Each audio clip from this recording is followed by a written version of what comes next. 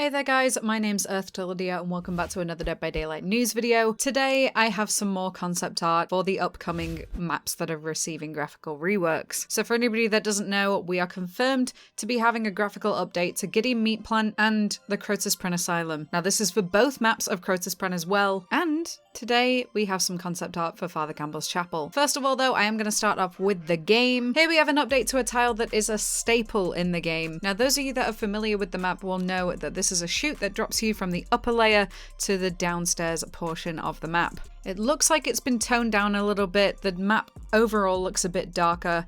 We've also had some new features added, like the pig looks like it's been changed slightly, as well as some buckets and stuff lying around.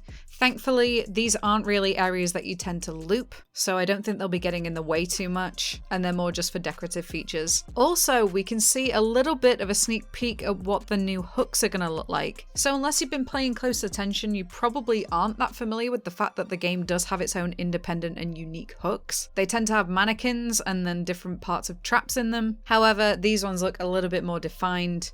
They've actually got red lights on them. And personally, I just think these look a little bit more rustic and authentic to the Saw series. Next up, we have another staple tile, and that is the tile that spawns above the bathroom. Again, we can see the new hooks in the back. Also, this pallet that spawns here every time doesn't look to be as big of a loop as it is currently. So it looks like a slightly weaker loop. We do, of course, still have that room that has all the monitors in it, and if you run up and around there while the pallet's dropped, it looks like it will still be strong enough so that the killer will have a hard enough time trying to down you. Again, I personally think that it makes it seem a bit more authentic to the Saw franchise, a bit more rustic, and also we can see some plans that obviously John Kramer or Amanda would have been using in the film. There's also a lot more mannequins around here, which I think is a really nice, neat little touch. And also something that I would like to point out is we are yet to see any breakable walls on this map. Personally, I really hope that we don't have any breakable walls introduced on the game, particularly in the downstairs portion. I think that would just make it way too strong in some areas, especially seeing as this is a map where it's already hard to tell the geography of the downstairs layer. I think if we start adding breakable walls into this and you play killers that aren't that efficient at getting rid of them, it could be way too strong downstairs. Now, moving on to Father Campbell's Chapel. So interestingly, the first picture that we've received is of the caravan. Now, most of you will know, as this is such an iconic portion of the map, Maurice the horse normally spawns next to the caravan, and those two sort of go hand in hand. They've never been separated.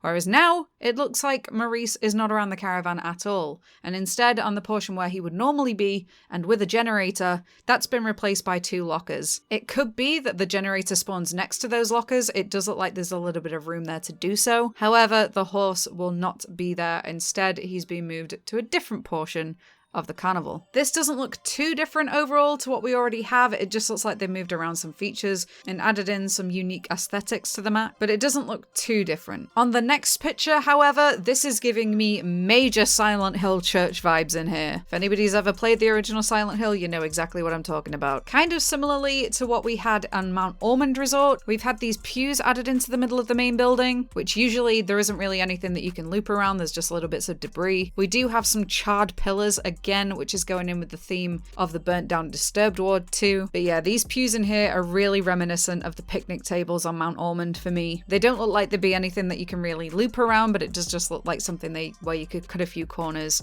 and it might make the killer a little bit harder to catch up to you. Two very interesting things to note here as well. We've had another drop down point added. As you can see in that top right corner over there, usually that would be just one long walkway that would go all the way around to the stairs on the outside of the map. However, it now looks like you can drop down into the middle of the main chapel from another area. There is that little portion in the middle as well, which is already in the game. Sometimes that's a drop down and sometimes it's a window vault, but it looks like that walkway has just been broken up a little bit. Another thing to note is we can see a breakable wall in this map. So as you can see over on that left side, there is a breakable wall in that door frame. It doesn't look like it goes the full height of the door frame, so it might be easy to hear survivors on the other side of them, but all the same, it is a breakable wall. We'll see how effective it is. It looks like it's right next to a window vault, so in the middle there behind the debris, usually that spawns a window vault or just an open door frame. We'll see what it's like after the rework, but I think that pretty much confirms that Crotus Prenn is getting breakable walls, which means that I wouldn't be surprised if we can see them in Disturbed Ward 2. But anyway, that's about all we have for the one video today. Please let me know your thoughts on the reworks in the comments down below. I would love to hear your feedback on this. I personally am not too keen on the fact that we're getting even more breakable walls in the game. That is